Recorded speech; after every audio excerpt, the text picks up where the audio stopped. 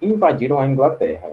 Alfredo da Inglaterra, o grande chefe, né? Alfredo da Inglaterra, o grande chefe do reino de Wessex, Saxões Ocidentais, lutou contra a invasão dinamarquesa e derrotou os invasores no ano 866, forçando-os a aceitarem um tratado de paz. Alfredo, então, governou a Inglaterra de 871 até 899, destacando-se como um grande guerreiro e patrono da cultura, não só inglesa, como das áreas adjacentes, certo? Em sua corte, ele traduziu obras em latim para a língua anglo-saxônica. Os normandos. Quem eram os normandos? Eram as pessoas, né, claro, originárias da Normandia. Notem que é muito próximo, olha, de 899 para 1066. Os normandos, nesse ano, 1066, do norte da França, eles invadiram a Inglaterra, próximo a uma vila na costa marítima, chamada de Hastings, ou Hastings. Descendentes dos vikings, né, um povo guerreiro, os normandos falavam francês e eram liderados por Guilherme II, duque da Normandia. Daí vem o nome de normandos. Eles derrotaram o rei saxão, aliás, na história, Batalha de Hastings, seguindo rapidamente em direção a Londres, onde Guilherme, o Conquistador, assumiu um novo título, Rei da Inglaterra. Os normandos, né, não encontraram muita resistência, né, em sua campanha, né, em sua empreitada militar. Eles invadiram a Inglaterra e o povo não conseguiu se defender muito bem, então resolveram ir se rendendo mesmo. Mas mesmo derrotados, né, os saxões não aceitaram adotar a língua e a cultura dos normandos, que eram seus conquistadores. Porque eles se renderam por uma questão de sobrevivência, certo? Se não nos rendermos, iremos todos morrer. Mas aceitar a língua, né, o idioma dos normandos e a sua cultura seria realmente uma vergonha muito grande para aquele povo que também era guerreiro. Então, gradualmente, né, aos poucos, as línguas dos normandos, pelo povo da Normandia, e dos anglo-saxões foram se misturando, e daí surgiu a língua inglesa. Não como conhecemos hoje, mas muito próximo daquilo que conhecemos hoje, certo? É daí que veio a língua inglesa. Muito importante sabermos disso. O senhor terminou de corrigir as questões de vestibular? Não, a gente vai corrigir também, tá? No fim da aula, porque esse conteúdo aqui é um pouquinho mais importante do que o anterior. Vamos lá, a formação dos estados nacionais. De um ponto de vista descritivo, página 124, tá? De um ponto de vista... Vocês estão vendo a minha tela ainda ou só a minha pessoa?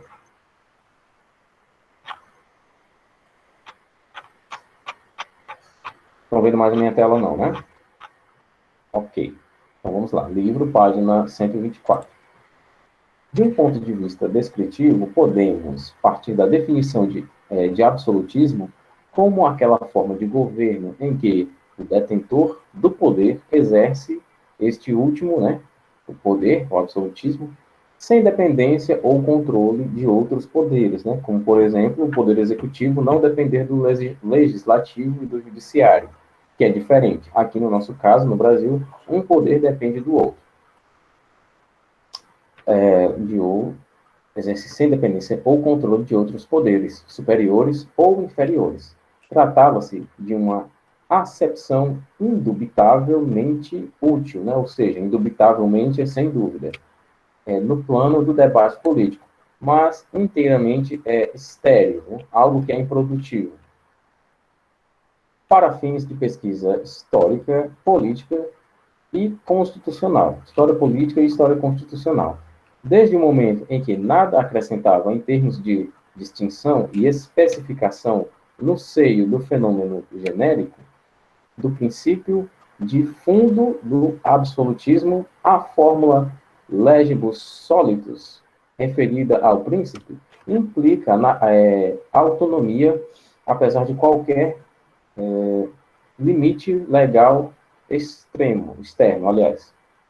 Inclusive, nas normas postas pela lei natural ou pela lei divina, ou seja, pela lei dos homens ou pela lei bíblica, que era o que ainda se baseavam muito.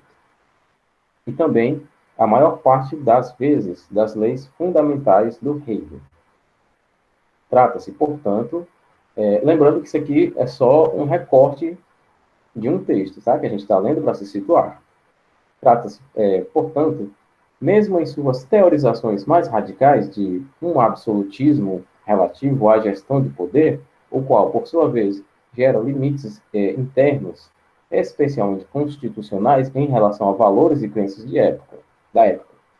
Trata-se, então, de um regime político constitucional, no sentido de que seu funcionamento está sujeito a limites e regras pré-estabelecidas, não arbitrário, enquanto a vontade do monarca não é ilimitada, e, sobretudo, tradições seculares e profanas. Eu sei que esse texto é um pouquinho complicado de entender, mas se você prestar atenção nas próximas linhas, você vai fazer uma relação sobre o que você leu lá em cima, tá certo?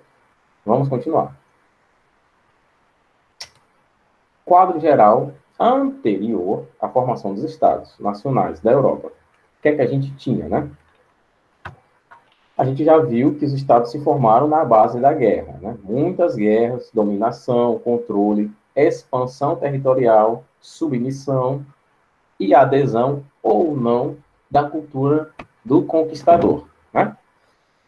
O processo de formação dos estados nacionais está diretamente ligado às transformações sociais, políticas e econômicas do período moderno da história. Durante a fase medieval, mais precisamente, a partir do século V, a Europa vivia um período de estagnação econômica e descentralização política. Em outras palavras, havia fragmentação do poder. O rei perdia cada vez mais espaço e importância. Enquanto isso, a nobreza, na figura do senhor feudal e dos cavaleiros, se fortalecia cada vez mais. Ou seja, a nobreza, na figura dos verdadeiros donos de terra, e dos cavaleiros, ou seja, da figura militar, que o povo admirava, se fortalecia cada vez mais do que a figura absoluta do rei, né, que se achava Deus.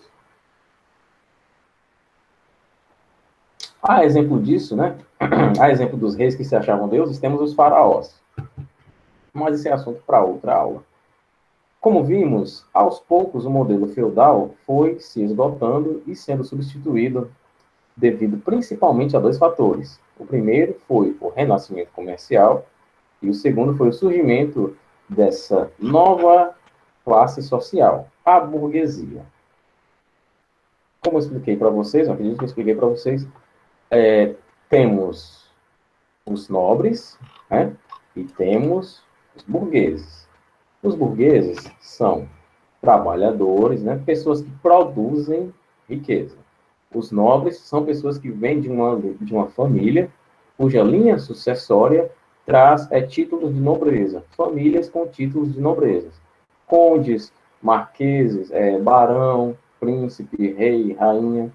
Essas pessoas são os nobres. Os burgueses podem não ter nenhum título de nobreza, mas produzem riqueza, certo?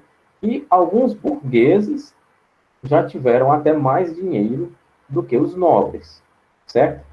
Mas, pelo fato de não terem título de nobreza, eles eram considerados socialmente inferiores, né? A opinião deles, a influência deles, era pouquíssima, era irrelevante, embora tivessem dinheiro. Continuando, a burguesia fez com que cidades crescessem e se urbanizassem. Assim, passou a rivalizar com a nobreza. E foi justamente essa disputa entre os nobres e burgueses que levou ao surgimento dos estados nacionais. Como eu disse, disputas, conflitos, guerras, é isso que marca a formação geopolítica, vamos dizer assim, da Europa. No fim da Idade Média, havia um quadro de grave crise política e econômica. E um dos fatores decisivos para essa crise tinha a ver com o movimento das cruzadas. Muitos nobres aliados à Igreja Católica, organizaram exércitos cujo custo era bastante alto, além dos já mencionados objetivos de conquistar terras, glórias, restituir o poder católico em Jerusalém, visavam enriquecer com o comércio desenvolvido nessas caravanas. Isso gerou o abandono das terras cultiváveis, que acabaram sendo tomadas pelos próprios camponeses. Né?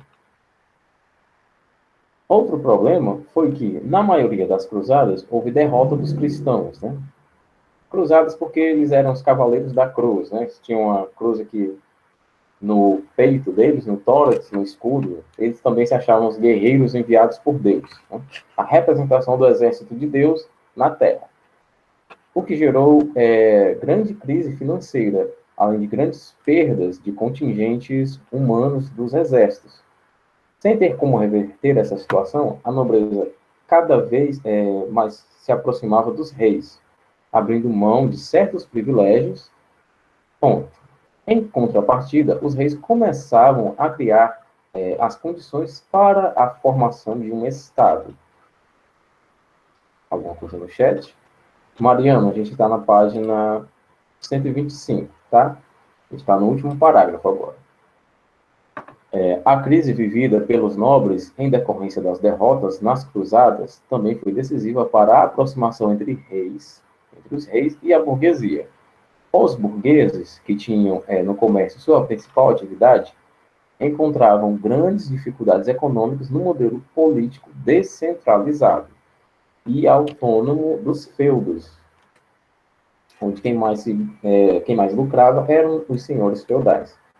Várias taxas eram pagas pela passagem em cada feudo, além de não haver uma uniformidade nesses impostos. Ou seja, você pagava, deixa eu ver, €1, vou pegar aqui um valor pequeno, €1 para cruzar certa fronteira aqui na Europa, e em outra fronteira, ainda dentro da Europa, você pagava €10. Não era uniforme, não havia uma tabela fixa. Era desuniformizado, era descentralizado. Não havia uma ordem, um ordenamento. Uniformidade nesses impostos. Muito menos leis, né? O que é pior ainda. Eu cobrava o que eu achava justo e não tem lei para me punir. Aliás, a unificação territorial, eles seriam obrigados a pagar impostos apenas aos reis. Nesse quadro, a situação mais tranquila era a do próprio rei. Por um lado, cobrava impostos do comércio desenvolvido pela burguesia, né, pelos trabalhadores, pelos artesãos, pelos comerciantes. Por outro, mantinha sob controle uma nobreza em crise. Essas condições foram decisivas para a formação dos estados nacionais. Né? Aqui na figura temos a representação de uma batalha na Idade Média. Cada feudo com seu próprio exército, né? Cada senhor feudal com seu próprio exército e próprias leis. E os castelos eram fundamentais para a sua proteção. Muitos feudos tinham em comum língua e costumes, mas eram independentes entre si. Conceitos de Estado e nação. Formar e consolidar um Estado nacional não é algo fácil. A Europa viveu cerca de 1000 anos sob o regime feudal. Assim, a construção dessa forma de organização política foi realizada aos poucos. Né? A consolidação do Estado, dos Estados nacionais da Europa, se deu de uma maneira bem lenta, né? Milenar, por assim dizer. A aliança entre o rei e a burguesia foi decisiva para que surgissem os primeiros estados. Sem dúvida, primeiro se formou o Estado e depois a ideia de nação. O povo demorou a entender o que era Estado e a adquirir sentimento de nação, porque o último contato da população com o Estado tinha sido no período do Império Romano. Quando a centralização política passou às mãos do rei, o povo começou a entender que deveria obedecer a ele, como representante máximo desse Estado. Mesmo assim, Entender os conceitos de nação e Estado era bastante difícil. Eu vou dar um exemplo para vocês desses conceitos de nação e de Estado. Por exemplo, aqui no Brasil, quando o Brasil tinha acabado de ser colonizado pelos portugueses, né? A princípio começou a se desenvolver a literatura brasileira, certo? Tiveram alguns livros, algumas obras produzidas aqui no Brasil.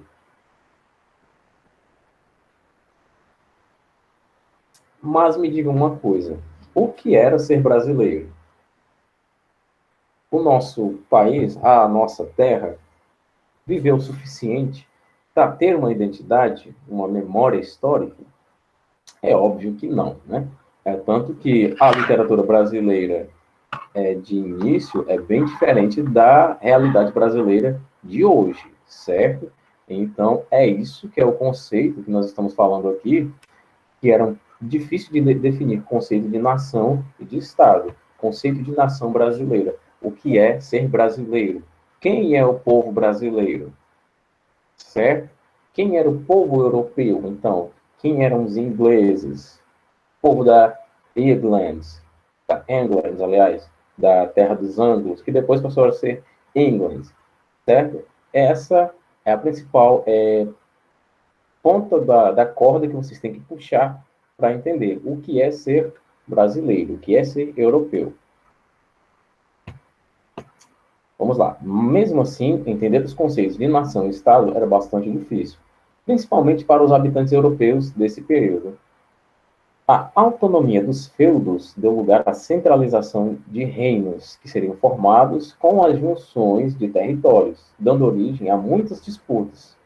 Foi nessa fase que aconteceu, por exemplo, a Guerra dos 100 Anos. Mas vejamos a definição de nação e Estado. Vamos lá. Nação.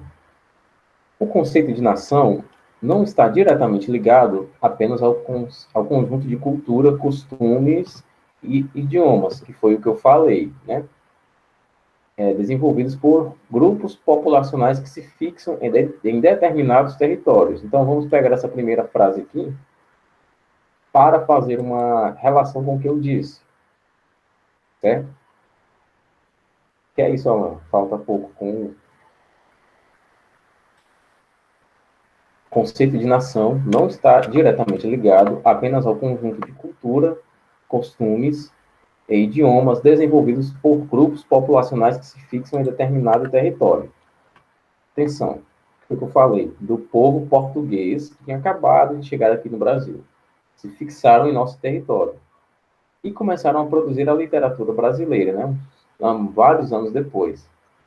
Mas aqui, o Brasil, a cultura, o idioma brasileiro, os costumes brasileiros eram retratados na literatura como sendo do povo brasileiro ou como sendo do pessoal que veio da Europa para cá, né? Era a visão de mundo dos europeus que estavam em solo brasileiro ou era a visão de mundo dos brasileiros originais, né? Que eram os índios.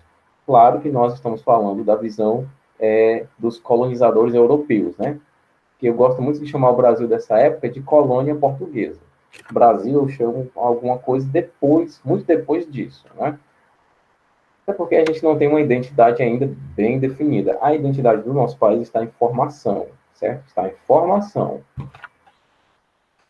Até porque se já tivesse sido formada, a disputa política, por exemplo, não seria tão polarizada. De um lado aqui a gente tem um extremo e desse outro lado aqui a gente tem outro extremo, né? Sinal de que a identidade, né, a memória e a história do povo brasileiro ainda não se definiu como sendo essa daqui. E a gente tem muitas divisões. Que em países com uma história bem mais longa do que a nossa, não tem, né? Não tem esses problemas, como Noruega, Dinamarca, Suíça, Suécia, Finlândia, todos os países escandinavos, né? Que já eram habitados há muito tempo. É mais do que isso. Devem ser levados em conta os aspectos históricos do seu povo, olha o que eu falei. E a partir disso, como se criou uma identidade. Portanto, a ideia e o sentimento de nação não surgem de forma rápida, mas com o passar do tempo e a participação de diversos fatos históricos. e diversos grupos, certo? Da mesma forma, um Estado não seria apenas um território com seus limites e seus governos centralizados ou não, né? Se formos pensar na ideia de anarquia, o poder não seria centralizado no governo. É um conjunto político-administrativo composto por um corpo de regras e leis organizadas sobre um determinado território. Assim, é preciso haver um governo soberano, um sistema ou regime político, um conjunto de leis baseadas no direito individual e coletivo, como nosso Código Penal, nosso Código Civil, nossa Constituição, e um sistema de controle militar para se falar em Estado. Notem que aqui, nessa definição que o nosso livro traz, não existe Estado sem poder militar, né? Então, para que haja Estado, tem que haver o poder militar. Porque, o poder militar poderia atuar como um aparelho, né, de proteção, no caso de prevenção, ou como um aparelho de repressão, de proteção da população ou de proteção do Estado, né? Porque, por exemplo, temos os policiais que agridem os professores numa manifestação por melhorias na educação, certo? Sendo que os policiais ganham o mesmo salário de um professor. Então, por que essas pessoas que são da mesma classe são tão diferentes? Sendo que esse daqui apenas está representando o Estado. E esse daqui também está representando o Estado. Só que está reivindicando melhorias desse Estado e está mandando essa pessoa aqui cortar esse sujeito aqui, certo? Pessoal, vamos parar de contar os minutos, tá bom? Eu sei a hora que a aula termina, tá certo?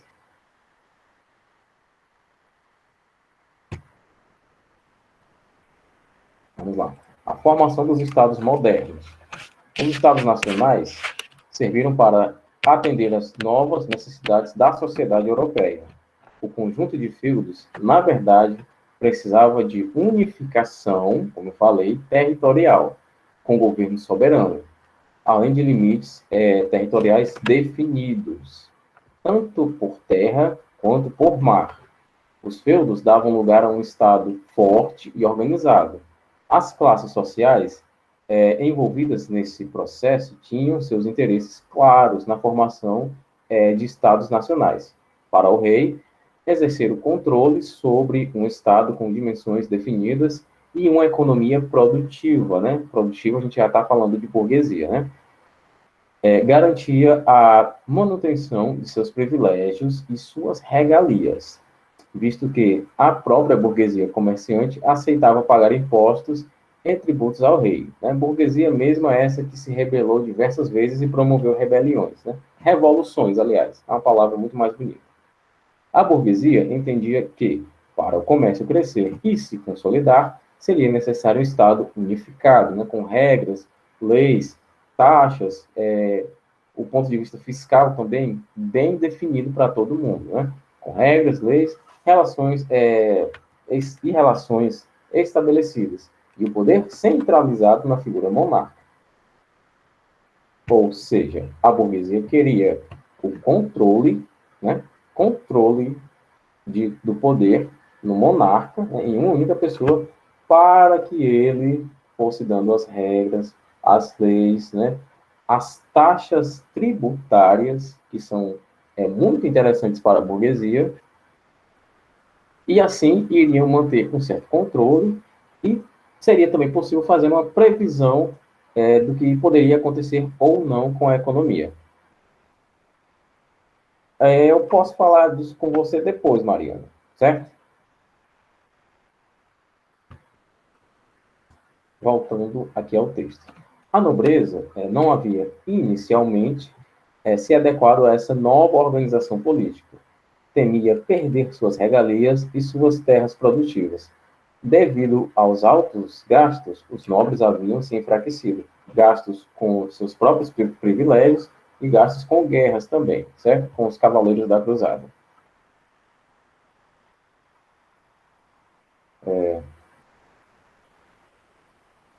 Vamos lá, vamos voltar aqui. Devido aos altos gastos, os nobres haviam se enfraquecido bastante com o insucesso das cruzadas, como eu falei. Mas, aos poucos, com o apoio do rei contra as constantes rebeliões dos camponeses, entenderam que um Estado organizado combateria qualquer conflito social e político no campo ou nas cidades. Seria, de fato, uma forma de controle social. Assim, aqui na parte de baixo da figura. Assim, a formação dos Estados nacionais começou a apresentar à Europa moderna uma forma de organização política, em que os reis teriam poderes absolutos sobre costumes, cultura, economia e leis, né, da sociedade. Vamos ver os principais motivos que levaram à formação desses estados. As mudanças de cunho político causadas pelo renascimento comercial na sociedade. Deixa eu ver se tem alguma pergunta aqui, que eu ouvi um somzinho do chat.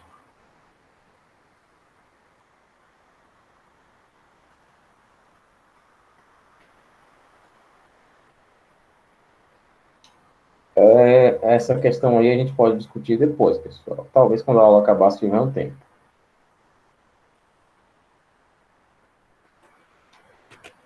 O rei lucrou, né, estamos aqui embaixo, o rei lucrou com impostos cobrados aos burgueses, e isso ajudou a financiar a organização de um governo e a formação de um exército nacional. Notem que aqui temos uma troca de interesse, né? O rei queria lucrar e a burguesia estava disposta a pagar os impostos de bom grado, né? Vamos dizer assim. Por quê? Porque a burguesia estava interessada na formação, né? Na consolidação, na definição de um Estado, certo? Que as coisas estivessem bem estabelecidas. Não entendeu essa parte, Ana? Vamos lá. A burguesia, né, para atender os seus interesses financeiros de produção, né, já que estamos falando de produtores, de artesãos, de comerciantes, de gente que trabalha, né, ou gente que tem alguns empregados, né, que trabalham. A burguesia tem interesses financeiros, certo? Esses interesses são melhores atendidos quando temos um Estado consolidado. Consolidado em que sentido, professor? Consolidado nos seus costumes, na sua cultura, na sua lei, né? Na cobrança de impostos, que era uma das principais reclamações da burguesia. Aqui os impostos se cobram de um jeito, mas ali na outra cidade se cobra de outro jeito. O pedágio aqui é um, mas ali o pedágio é um absurdo. E não tem uma lei, né? Não tinham leis ainda para definir isso, certo? Então, a burguesia, para ter seus desejos e seus objetivos alcançados, né? Seus desejos atendidos e objetivos alcançados, ajudou o tal do rei, né, que queria lucrar para manter esse Estado consolidado, né, pagando seus impostos. Ou seja, o rei lucrou com a burguesia pagando impostos, assim o rei pôde se manter no poder para consolidar um Estado, né, para deixá-lo definido. Assim ele pôde estabelecer as regras, as leis, costumes e tudo mais, certo?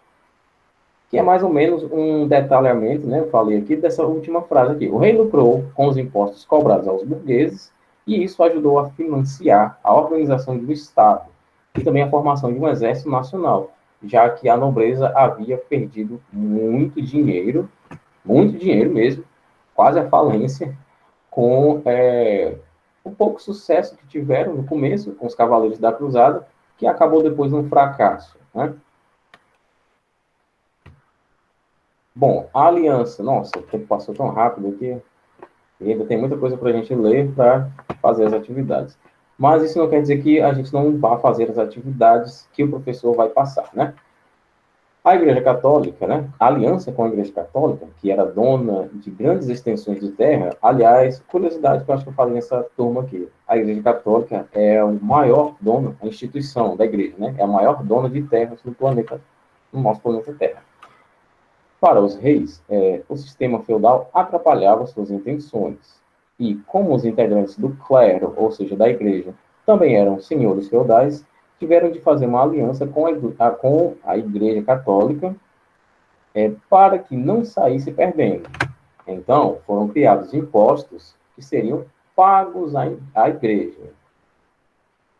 O surgimento da classe burguesa e a consolidação de suas relações comerciais também foram fatores preponderantes para o surgimento dos estados nacionais monárquicos. A burguesia entendia que pagar impostos, tributos, pedágios para atravessar os feudos tornava o comércio bastante caro e, em médio prazo, poderia gerar uma grave crise financeira. Sendo assim, apoiou e financiou os reis para que os estados fossem centralizados. Você entendeu melhor agora com essa última explicação, né, Ana? Acho que foi a Ana que tinha perguntado. Ana Monteiro. Agora ficou um pouquinho mais claro, né? Bom, para quem não havia colocado o nome, que eu disse para colocar, né? Coloque logo, porque eu já vou parar a gravação, certo? Vai ter atividade, Lara Isabelle, vai ter sim, tá certo? Bom, pessoal, a aula é essa, sobre a formação dos estados nacionais. Pode sair da sala, professor? Se tiver posto o nome, sim, certo? Sobre a formação dos estados nacionais, eu vou colocar umas questões para vocês resolverem sobre isso. Para quem já pôs o nome e já vai sair, tchau, certo? Um abraço. Quaisquer dúvidas, né? Ou curiosidades, que tem muitas sobre esse assunto, vocês podem perguntar para o professor de vocês. E, resumidamente, é isso, tá bom? Mas alguém ainda vai pôr o nome.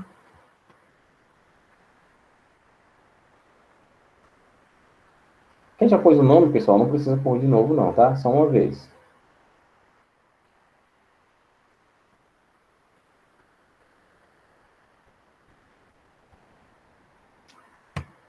Bom, todo mundo pôs o nome, eu vou encerrar aqui a gravação, tá certo? Tchau, pessoal, um abraço e até a próxima.